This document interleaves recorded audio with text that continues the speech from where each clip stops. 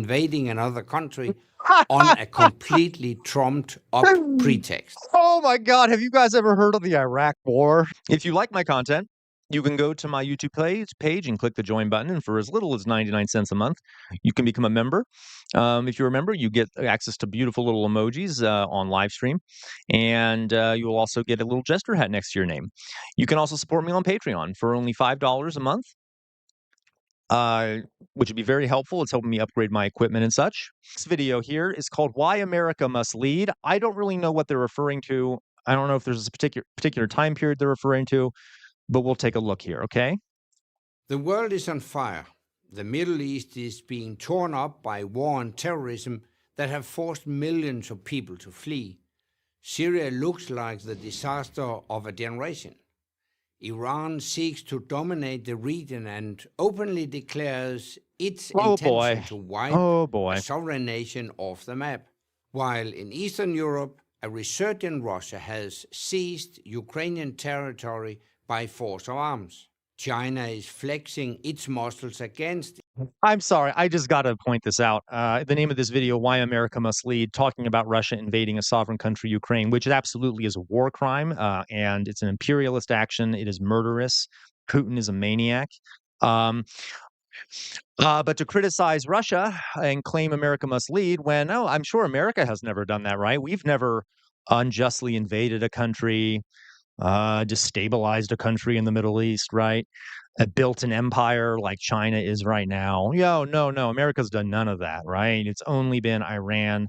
It's only been Russia. It's only been China. Okay. Its neighbors around the South China Sea.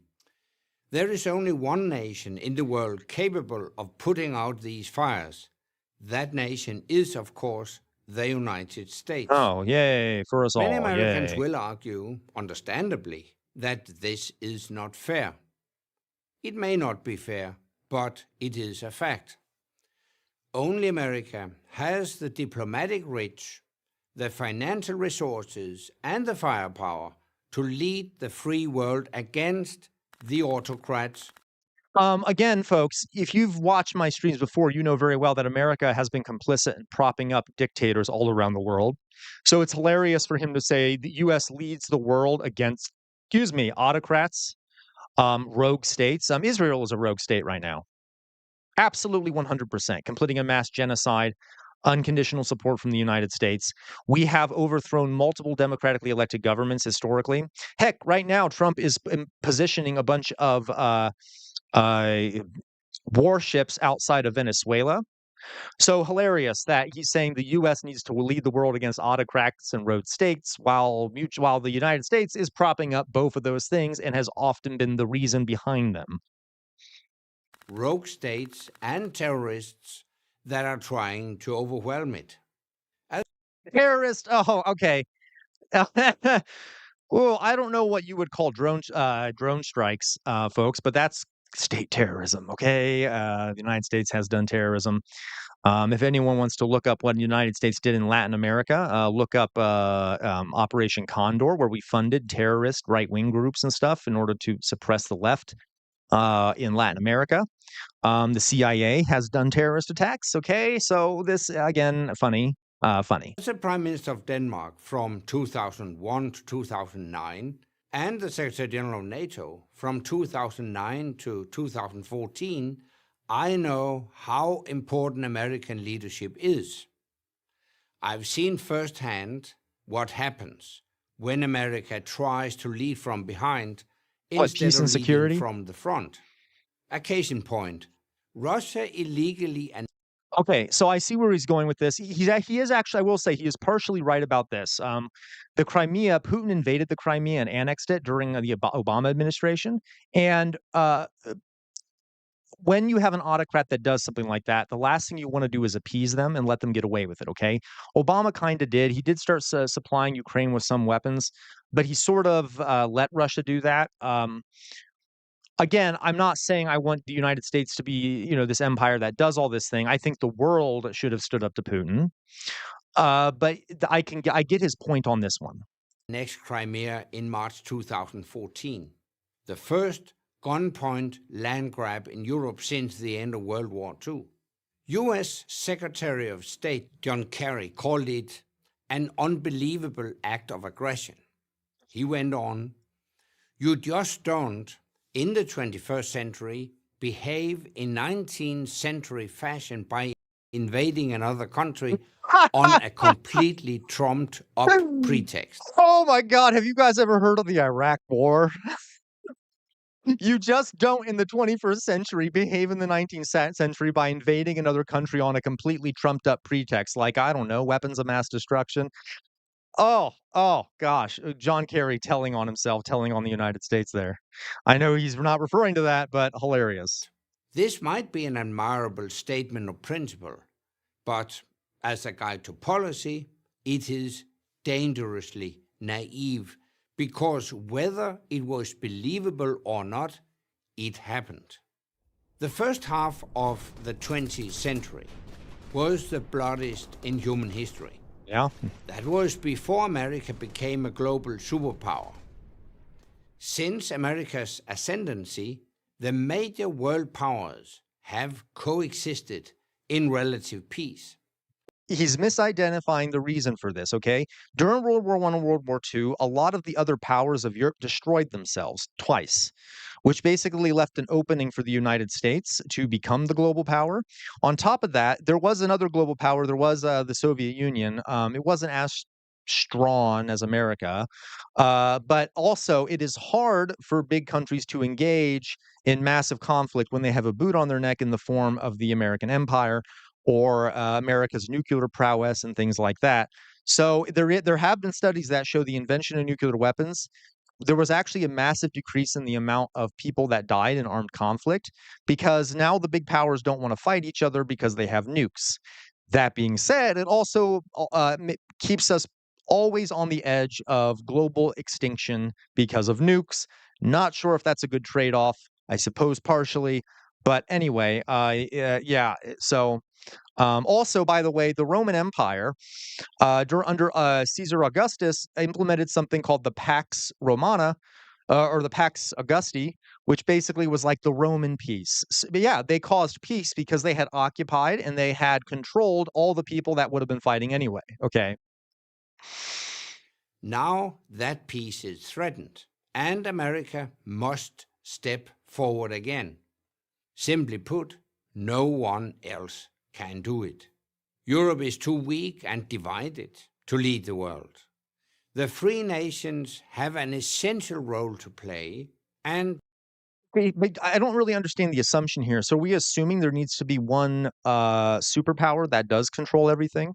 It is possible to have a multipolar world. We're actually heading in that direction. I'm not sure why we need to have one global imperial power, one global power here. It's like he's assuming that that is necessary. they must shoulder their full share at the cost. But only America has the credibility to lead. Do we? Do we have the credibility to lead, folks? I'm so tempted to talk to chat right now, but I won't. But okay. This is not just about money or manpower. It's also about morality. Oh God, here we go. Only America has the moral greatness to lead the free world, not for the sake of power, but for the sake of peace. Yet the US will only be able to ensure peace if its leaders act with conviction. If the world So do we think that okay, yeah, I guess apparently America is this moral, city on a hill type thing. Ignoring all the things I just told you already. And by the way, I am not specifically saying that America is just bad in itself. Every empire in history has been brutal, and it has never been about he said that it wasn't about power.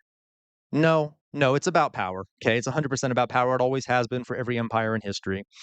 Um yeah, okay. even thinks that America lacks the will to use force or enforce its red lines, it leaves a vacuum that will be filled by corrupt autocrats, rogue states, and murderous terrorists. Okay, so like Israel, which is a rogue state. Yeah, if America leaves, apparently Israel will, I don't know, corrupt autocrats. Okay, yeah, which we've installed in multiple countries. Okay, and I mean, there's that problem. Terrorist, America does terrorism. Okay, I mean, okay, the drone strikes and stuff are kind of terroristic. I'm going to be honest with you. Not to mention all the funding of terrorist groups we've done. So yeah, oh yeah, and don't forget, folks, the Vietnam War and such like that. So that's kind of funny. As tempting as retreat might be, it won't make America and the other freedom-loving countries safer or more prosperous. History shows us the bad guys don't stay in their own neighborhoods.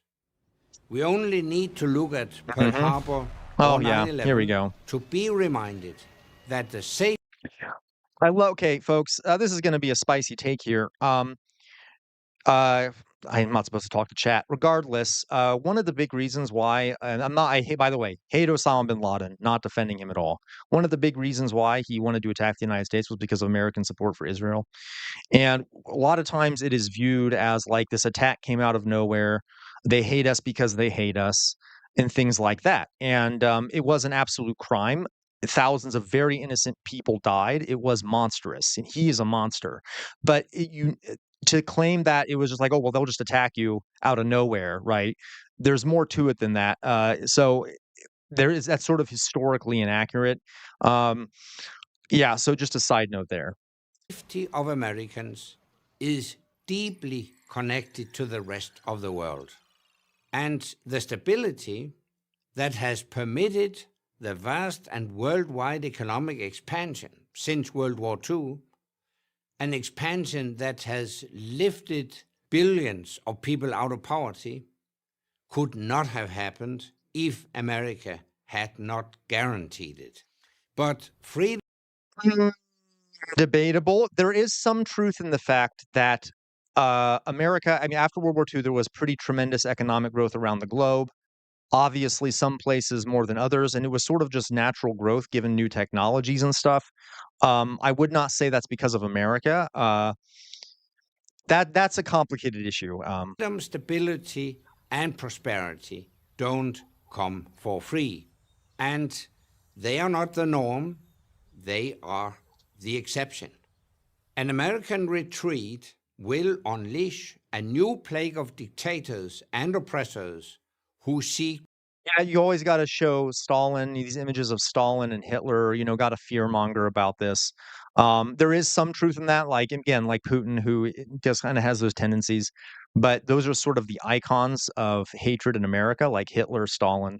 Um, yeah, but it's just fear-mongering. to undo all the good America has done to secure peace and prosperity around the world for decades. Secure peace and And prosperity. that could For who, folks? Who was it secured for? It was secured for American companies, the wealthiest Americans. I don't know, the average American often not benefiting much from these things.